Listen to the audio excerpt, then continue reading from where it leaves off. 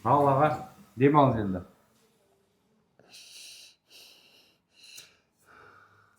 Қалай, машина болды ма?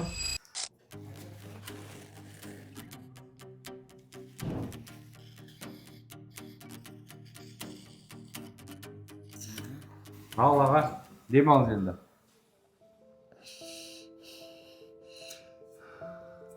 Қалай, машина болды ма? Қанша жыл демалмадыңыз?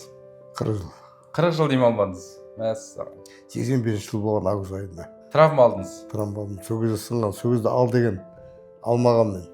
Не қылады қойып ештеңе етпейді деп. Содан бір мұрын вообще істеген емес. Армияға бардым, армиядан келдім, үйлендім, жүре бердім. Жүре бергенсіз. Осы 17 жылдан бастап уже мазалады ғой мені. Қиналдыңыз, иә? Қиналдым. Бұрын каплялар қолдандыңыз ба? Жоқ, қолданбадым Бірақ демалмады, иә? Демалмайды. Құдай қаласа енді жақсы. Осы операциядан кейін енді жақсы демалатын боласыз, құдай қаласа. Осы 1 жыл болды, қазір 2 көзімнен су ағып, басым ана шаншитын болды. Содан кейін іздедім уже. Қай жерге жасасам болады. Ұйқыңыз қалай болды? Ұйқы мазасыз ұйқы. Енді ұйықтайтын болмасам, бітіп қалады да.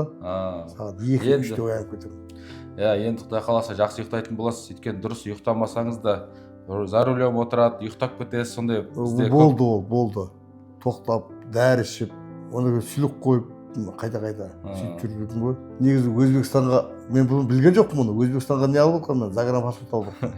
Тура сол күні, пятница күні паспорт қолыма тиді. Сол күні түнде WhatsApp-тан көріп қалдым осыны.